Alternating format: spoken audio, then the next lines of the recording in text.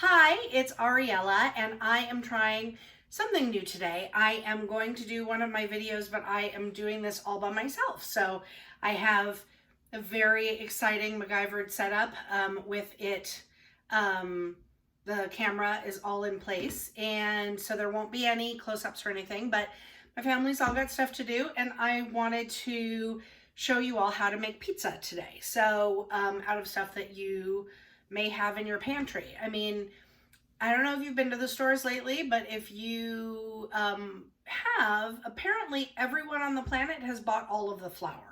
So I'm going to go ahead and hope that some of you have some of the flour, because it doesn't seem to be in the stores anymore. So I'm lucky because I already had a bunch of flour, so I'm good. But I'm going to go ahead and assume that a bunch of you have flour and that you don't know what the heck to do with it. So I'm going to make pizza from scratch, including the dough. All right, so I'm going to start by saying I don't know what I'm doing. I'm not a professional chef. I'm just someone who cooks a lot. So this is how I do stuff. You may do things differently. Awesome. Like, if it works for you, great. I have figured out how to make pizza. I have never made it before in my new oven, which I love. My kitchen is clearly under construction.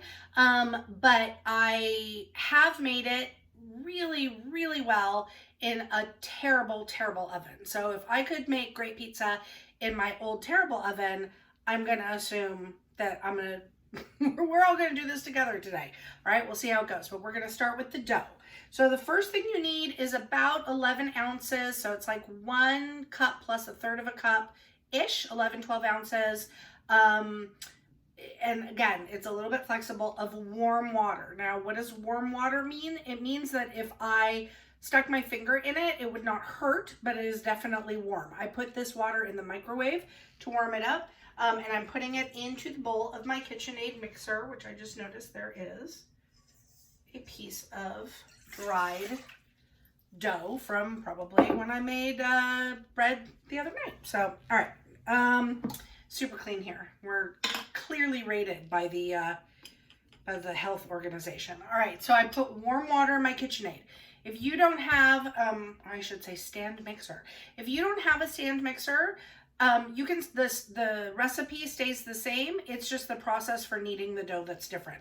I can't hand knead the dough because I have a messed up shoulder from my car accident last year, but I can use the stand mixer. So we're going to do that. All right, so we have about 12 ounces of warm water. I'm going to add to that the equivalent of 1 package of yeast, which is 2 1/4 teaspoons. So I'm going to just sprinkle that on top of the warm water. If you've never used yeast before, don't be scared of yeast. You know, I like to remind people that back in the olden days, people were able to make this stuff and I like to leave my teaspoon in there because then I have to search for it. I have enough where I can do that. People used to make all this stuff, fresh bread, pizza dough, whatever, like in kitchens without electricity, without anything, and somehow managed. So we've gotten very panicky about how to do things now in the 21st century, but it's time to get rid of that panic and just do it. So, all right, I've put that in there. It takes about 10 minutes for the, I don't put it down, for the yeast to start what we call blooming. So in the meantime, I'm going to start making some pizza sauce. Now, if I have full access to the store, yes, I go to the store and buy, well, what I get usually for pizza sauce is a very light marinara, generally, if I'm just kind of rushing it. I don't always, I make it sometimes, but I will say I do have a preference for the Trader Joe's in a can marinara sauce. It's like a green can, and that makes really good pizza sauce for whatever reason. But we're gonna go with making our own today because why not? We're gonna do it all. Plus I don't have it. And you could not pay me enough to go to a Trader Joe's right now. All right, so I'm turning on my stove. This is the high burner, so we're gonna turn it on super low. If you have a normal stove, without this burner that is like completely insane, you can turn it on medium. All right, I'm gonna add some olive oil, not too much because I don't really want like a greasy pizza sauce. I just want a little bit to add some something to cook the garlic in. All right, I'm gonna go again with my refrigerated garlic, my giant garlic. I do like the fresh stuff, but you know what? We don't always have time. Inevitably, the day that I need to use that garlic is the day that I go to find it to discover it's all dried out or it started to grow. If it started to grow, no big deal. I throw it in my garden. But I like to have garlic when I need garlic, which is a lot. So, all right. So I just went ahead and put a spoonful of garlic into the olive oil. I'm going to grab a little spoon rest for myself. All right, so, and as you notice, maybe, for regular watchers of my program, that we're at a different angle right now, and that's because I needed to use the stove, and I also needed to plug in the KitchenAid, and since my kitchen is an actual kitchen and a kitchen under construction, I didn't have the ability to do that on the island, so we're going with this for now. All right, so I'm going to actually turn it up, because even my super high burner needs a little bit more. So I'm just going to cook the garlic a little bit, and then I'm going to add some aromatics. Now, I can't find my basil. I know I have it, but we cleared, part of why we cleared this whole section, what we call the Southern Peninsula, off is because my husband, Michael, is supposed to actually work on this part today, and he hasn't gotten a chance to do that yet, but so I just overtook it again, but in the meantime, everything that's stored inside of this is now spread out everywhere else. So welcome to my madness. All right, so as that starts to cook, I'm gonna go ahead and add the tomato sauce in, and I do it while I'm kind of waiting for the pizza dough, because that way, it just has a little bit of time for those flavors to like settle in. Have I done it literally right before I made the pizza? Yes, I absolutely have. And then the biggest issue is you have to kind of wait for it to cool down a little bit, because if you put warm sauce on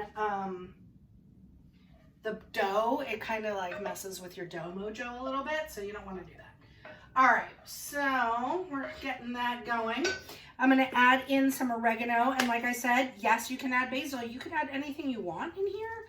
I can't find my basil, so we're going to go with oregano for right now, and maybe later after the dough has risen, which does take a little bit of time, maybe I'll find my basil, and then I can add that in. I'm going to add that and some red chili flakes. I like it a little bit spicy. I do add more to my own pizza, but I would kill Michael if I did that. Adding a little tiny pinch of salt. You don't need too much. And a lot of pizza sauces have sugar. I don't like to do that. I like to save my sugar for sugar things. So I will not be adding sugar to it. You can totally play with your sauce if you want something. You could throw diced tomatoes in there. You could put wine in there. You could put anchovies in there for that yummy umami flavor. Whatever floats your boat. But this is like a nice simple one. I'm going to hold on and let it simmer a little bit. And we're going to go back to our yeast. All right. So our yeast at this point is getting to... it probably could actually go with like a few more minutes. You want to let your yeast, what's called bloom in. So it's like, it's just waking it up. Cause right now in the little jar, it doesn't come like this, by the way, it comes in like this big pack, and I put it into this jar and keep it in my fridge. It has to wake up. This is dried active yeast. And so the warm water helps it wake up a little bit. Now, so here we go. We've got the water, we've got the yeast. Next thing we're gonna add, after about 10 minutes, which hasn't been that, but I'm in a rush. I got a late start today. I had to set up the camera, do all the things myself. The recipe does call for a tablespoon of sugar. Now, I just said I like to save my sugar for sweet things, but I do add sort of a scant, if you can see, it's like not quite full in the tablespoon, sugar. This does, it actually gives the yeast something to eat. It gets very excited and just starts like eating up all that sugar in there. You do not want to add the salt just yet to that, because you can add the sugar early, but like everything else should just wait a minute, right? The salt will actually start to inhibit the yeast's growth pattern, and so just hold off on the salt until the last possible minute. So the next thing I'm going to do is add the flour. Now, like I said, I'm assuming you all have flour since the stores are out of flour, but this is an AP flour that I'm going to use. You can use an AP flour, you can use bread flour for it too. I've had success both ways.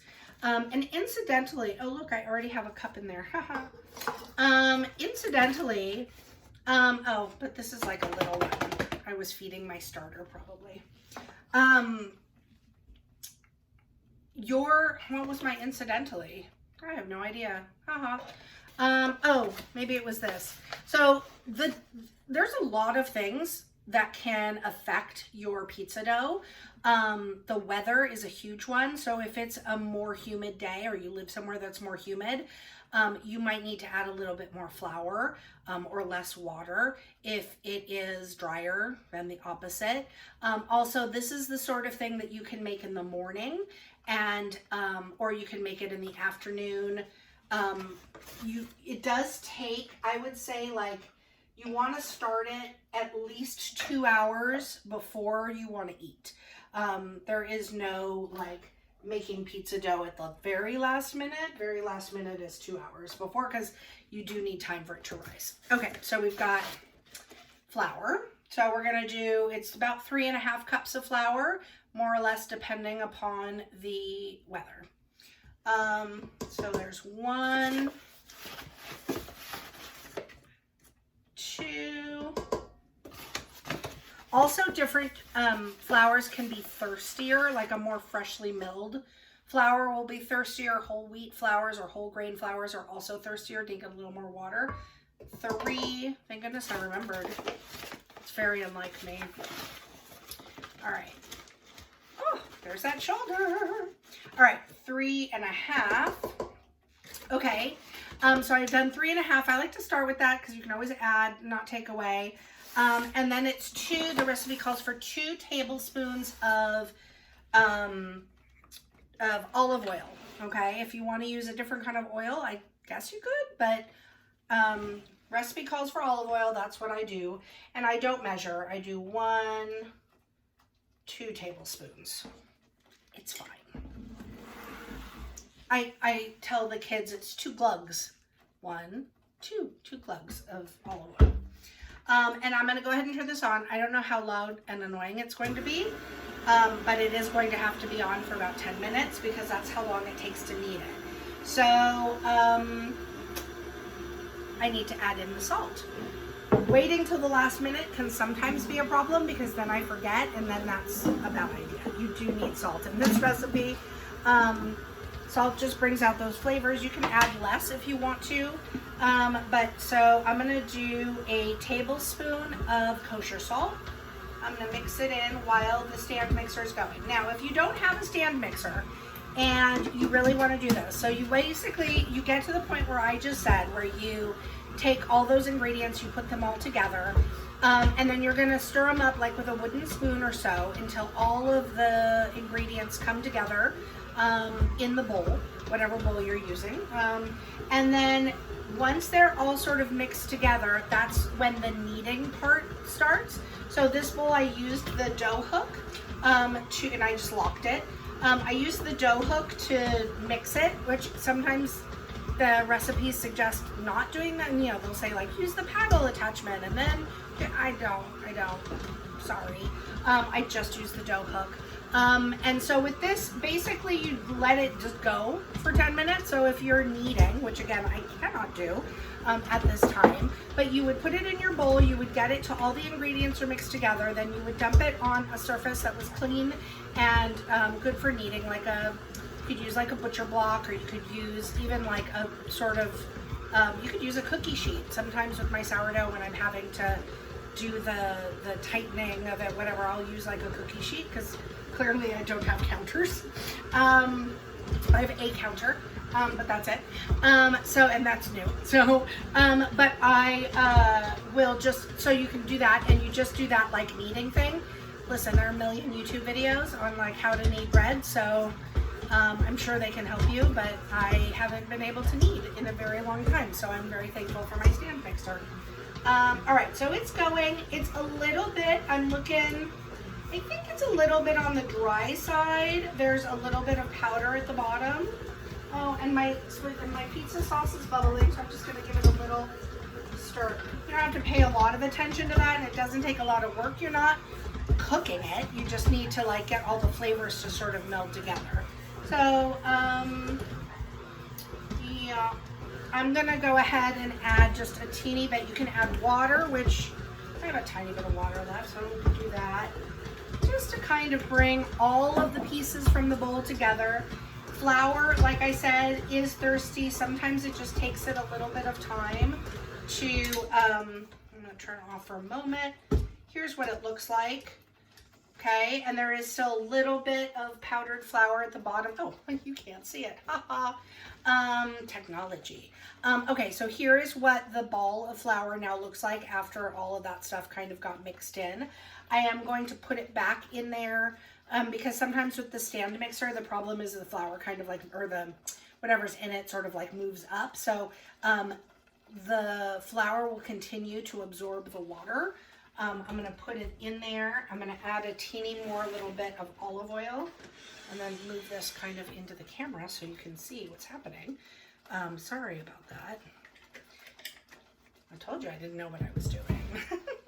All right, so down and I'll turn it back on. I'm holding it down so I can collect up all those little bits.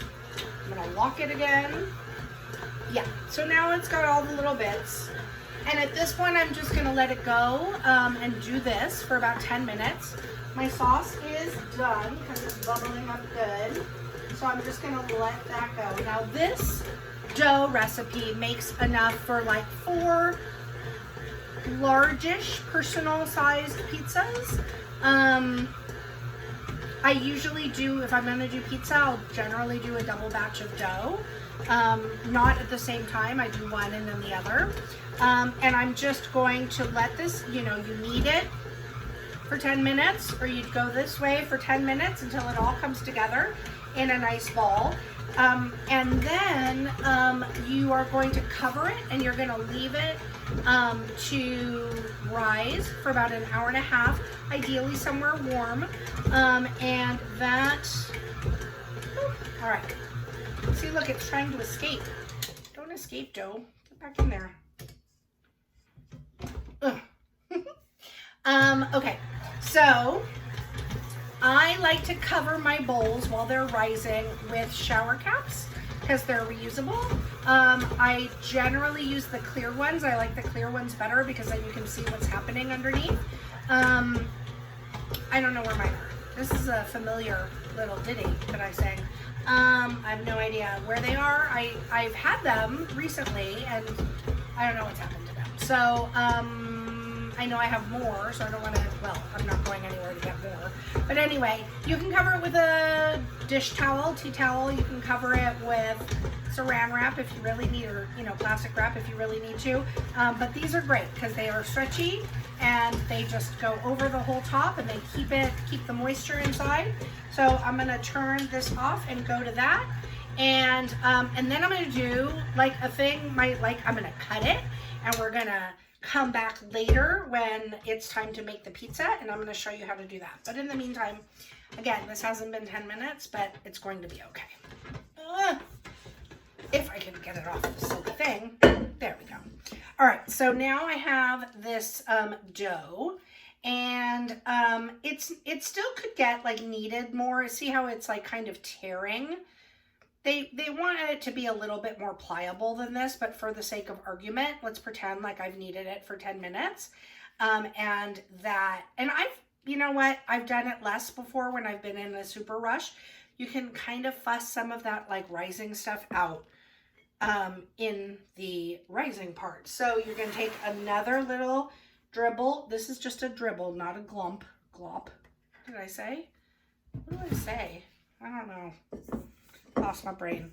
And you just sort of, it says an oiled bowl. But again, I don't really follow directions. So I just sort of drip the oil in the bowl and then rub the ball around in it. So now I've got a ball in my bowl. I'm going to cover it with my saran wrap, or not, losing my mind. I'm going to cover it with my shower cap, and I am going to set it aside by the stove, because that's the only place in this house that's kind of warm, and let it sit there for an hour and a half, and then I will be back to show you what we do next. Thanks. Hi, okay, we're back, and as you can see, time has passed. It is now dark outside. I actually went a little bit longer than planned. My family has chosen to, they already had their pizzas. Timing was just not working out. So I'd made 2 batches like I talked about doing. So they already made their pizzas, and actually we recently got a pizza stone that we use on the grill outside because the grill can get really, really hot. And so they did kind of like a wood-fired pizza outside, but I am bound and determined to figure out how this oven is going to work for my pizza. So we're going to work together to do my pizza in the oven and see how it works. So here is my shower cap covered bowl. And as you can see, it has grown from when I put it in earlier. And the first step when you come back to your pizza dough that has gotten a chance to rise is to actually punch it down. All right, so it's gonna take a minute to deflate, and it's actually needs to just rest for a little bit. It will be more pliable for you. So we're gonna wait about 10 minutes and then I'll be back. The thing to remember about pizza dough, a couple things, is that you can actually separate it out. Like I like making extra because I like to have leftover. So like I said, each one does about 4 servings ish. I mean, you'll have leftover. I mean, like leftover pizza once it's made, unless you're super hungry. I've also done big pizzas with it before, like a couple, it's 2 to 3 larger pizzas if you're doing a thinner crust per batch.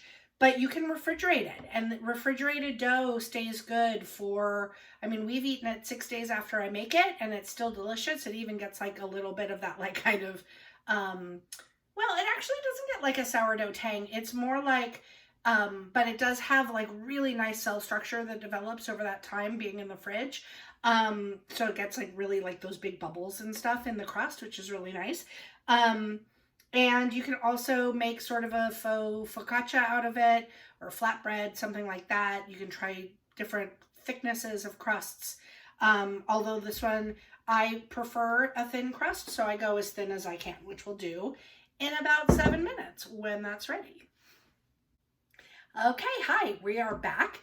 It's been just a few minutes, so it's pretty much ready to go, but I wanted to go through a few things. So in terms of doing this on my oven, on my old oven, which did not work very well, what I would do is turn it up to about 485, let it get super duper hot. I actually had a couple of pizza stones. I would put one on the very bottom level, literally on the floor of the oven.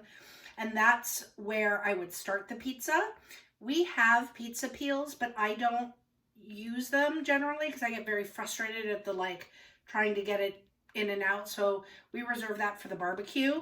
I just would put them on a cookie sheet, and yes, it means that my cookie sheets get a little bit wonky because they're not really supposed to go in that high heat, but that's just how it goes. So oven at 485 because my oven was old and gross, so I put it in the very bottom. I'd have it there for maybe about 5 minutes, and then I'd move it from the bottom one to the top shelf so that the top could get kind of browned and bubbly. And I did, because I had like a cast iron, some sort of like a cast iron pan that was on one of my shelves, and then I had 2 pizza stones, one on the floor of the thing and one on the top, and I would just sort of shuffle them out. And so we'd start with the bottom, and then I'd kind of go to the top. If it needed more cooking, it might go to the middle. I'd kind of like play around with it.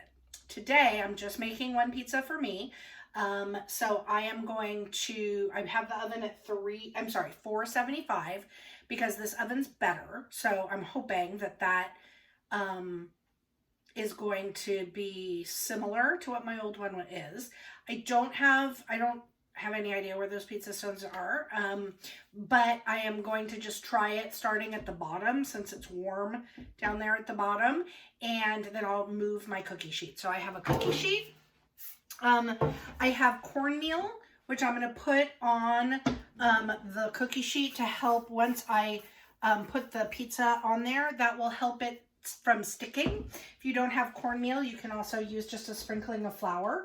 Don't use too much because it gets kind of, it's not great, but like a little sprinkle. So that's the cornmeal that I put on. Okay. I have a rolling pin. I do have traditional rolling pins, but I really like this one. It's by Pampered Chef. And if you need a Pampered Chef person, I have one. I'll tell you who they are. But it helps you get a little bit more leverage. I like it better for rolling out pizza dough. I actually like it better, I think, for rolling out anything that I'm rolling out. So, roller, and then I have my ingredients for making the pizza. So I have my sauce that we made earlier. I've got some toppings for the pizza and some cheese. And so we're gonna get going. All right. So actually, before I roll it out, my toppings. You know, you can put anything you want on your pizza. One of my favorite things is that now that all of these like kind of do your own pizza places have popped up, they just give me really great ideas. So like roasted garlic and grill or like sauteed zucchini. You want to saute zucchini because it gets very wet otherwise. Mushrooms. My family hates mushrooms, but I love them. So I'm always happy when I get to make my own pizza because I get to put mushrooms on it. With mushrooms, I have learned that the key is not having them touch because they are also wet. Also, I don't know if you noticed, but I clean my mushrooms with a just a plain, like a paper napkin. We don't really use paper napkins here. We use cloth napkins for almost everything, and you can do this with a cloth napkin.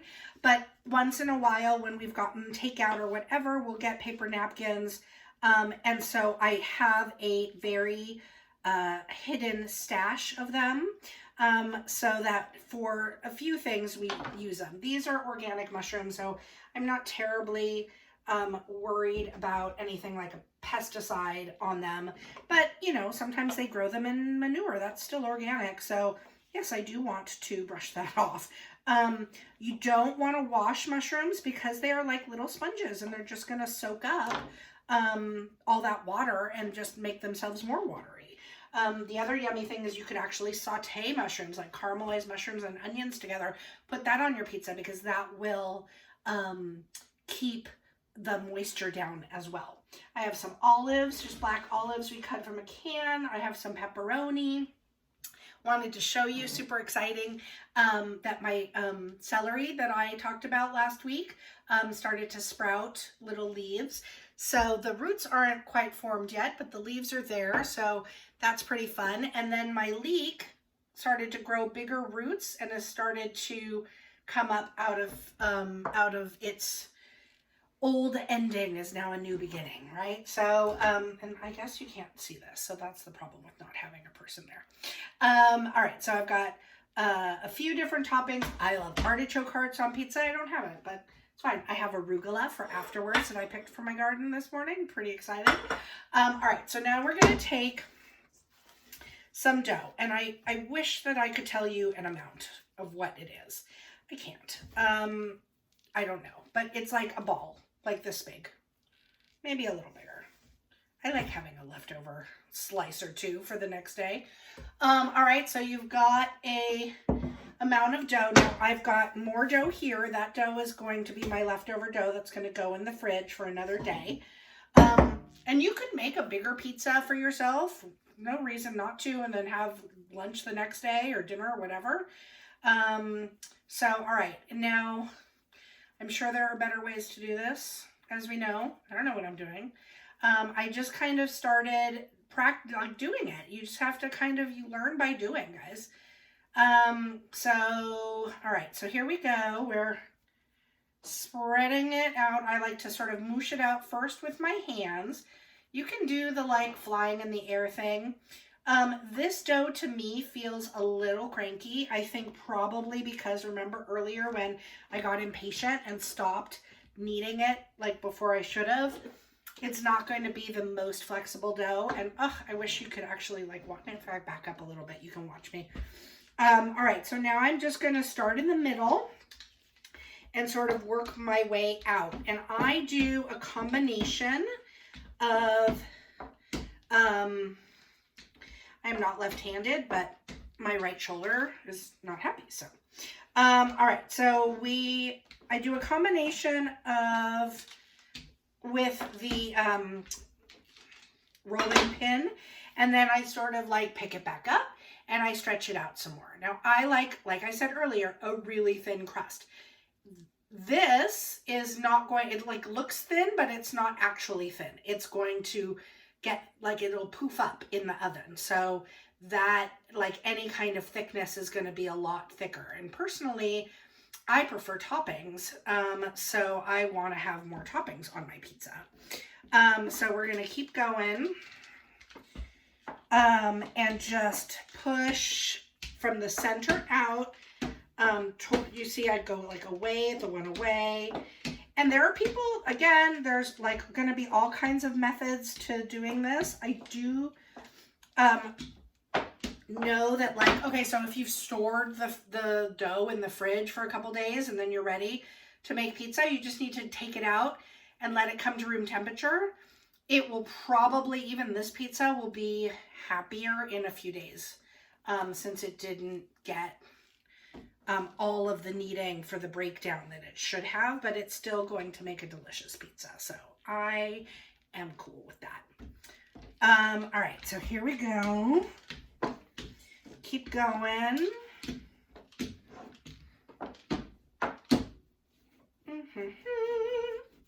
How's everybody? Everybody good? This is the most tedious part. I suppose I could cut this part too and like get to the next part, but it's, I guess, good to have a notion of like how long this process takes. And again, I am very partial to a very, very thin crust. All right, so I'm right now, I've been rolling it out on this big cutting board that I have.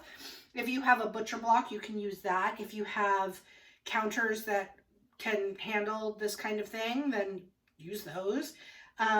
Doesn't, you know, just be flexible. Things don't always have to be perfect. So then watch this. I can spin it like a little bit. The centrifugal force will theoretically make it, okay, that's not comfortable. The centrifugal force will make it get even thinner.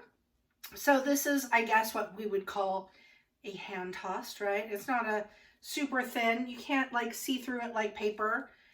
I would probably keep going even. If you get a little hole in that pizza dough, you can just pinch it closed. All right, so that, we're going to say this is done. Because again, I'm impatient with y'all. But you see, that does take like a little bit of time. Actually, I'm going to do one more round of squishing out on the edges, because now my edges have gotten a little thicker than I would like them to be. And I try to go with like a round pizza, but sometimes it's more amoeba-like, and that's okay. It's still going to taste delicious. All right, so now I've got a nice large pizza crust, and I'm going to put it directly down onto my pizza, my sheet. Oh, it's kind of heart-shaped. That's fun. All right, so now I'm going to do sauce. That sauce that I made earlier, which was, I'll put all of this stuff in the comment or whatever, in the description. I'll write down what you need and approximate amounts, but as you guys know, I'm not great at having an actual recipe. So you just kind of make it work. You know, we've done it when, like we'll do pesto sometimes instead of like a red sauce. if you want to do that, especially if you're sensitive to tomatoes or anything like that. All right, so now I have my sauce. I like it a little bit spicier, so I'm going to go ahead and put some red pepper flakes. I like putting them into the sauce. I like the way that that tastes, so I do that. We have some already grated mozzarella cheese. Especially right now that we're in the pandemic, we got real lucky. We were able to buy a big bag of mozzarella cheese at Costco, and now that we've opened it, we're actually going to freeze it because grated cheese actually freezes okay, and then that way it will just last us a little bit longer. I don't want to end up like wasting cheese. And then if we want to, you know, make pizza a month from now, I can still have it. So I've now put cheese on the pizza. I wonder if I could kind of do this, and you can see it. All right, so I'm just gonna sprinkle some olives on. Love me some black olives. My black olives that I harvested from my trees last fall are starting to get closer to being ready to eat. Super, super excited about that. I've never done that before. All right, and then my mushrooms. And then I'll put a little bit of pepperoni on here. I've kind of come away from my love of the pepperoni lately, but I'm gonna put a little bit on there anyway. And that's another thing that you can totally freeze if you have more than you need for you right now. And there's also unnecessary. You can put like all kinds of yummy veggies on there. You can put, you know, bacon bits or whatever you have. Just, you know, there's no going wrong with the pizza.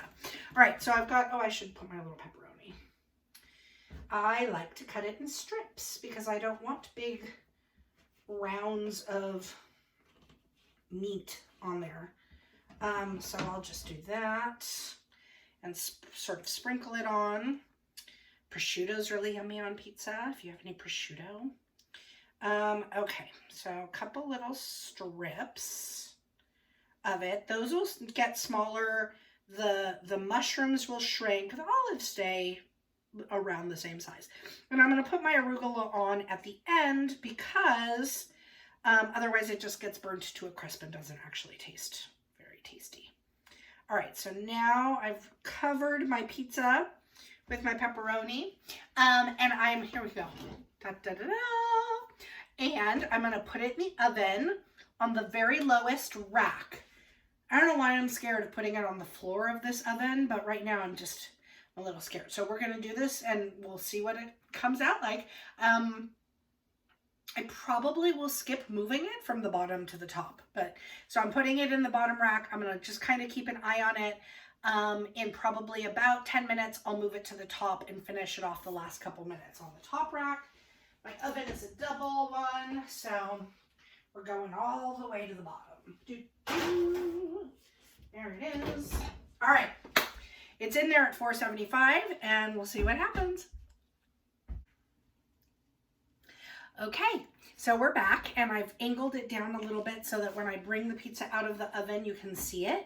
I have a trivet because these are not my actual counters yet. These are just the tops of the cabinets.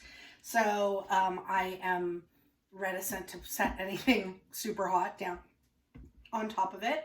I moved it after about 8 minutes. I actually moved it from my bottom. The rack is set at the lowest level, and that's where I set it initially. It was starting to look a little browned on the edges, so I went ahead and lifted it to a rack further up. Now, I had not planned well. Are we sensing a theme, my friends?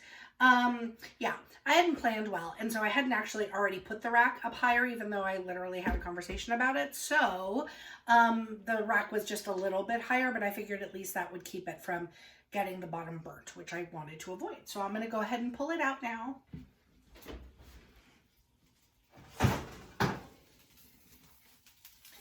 Put it on the trivet, and look at that. That's a pretty pie right there. Can you see that? Maybe I hold it up. Ooh, look at that. Nice. It's crackling, which of course you can hear because this has sound. Pretty magical. All right, so I'm going to go ahead and take it and move it over to from the super hot. Now, see how like I have a little spillage of cheese. I was hungry. I probably put more cheese than I should have, but whatever. My pizza. So I'm going to go ahead and move it off of this cookie sheet onto, turn off the oven, onto a wooden mat. I'm going to put the cookie sheet with the other cookie sheets from everybody else's pizza over there so that I can move this here. So look at that. That is pretty right there. I'm going to give it a few minutes to cool. I'm going to cut into it and eat my pizza. I'm going to sprinkle the top with my arugula, which now I wish I had more of, but it went on my eggs this morning. So this is what was left over tonight. All right. So I hope that this inspires you to try making pizza on your own. It's not that hard. You can do it. I did it. Go out and learn something new. I don't know if that's my tagline or not. I haven't decided if I like it. But go have fun. Don't be so afraid of the kitchen. It's going to be okay. You can do this. Bye.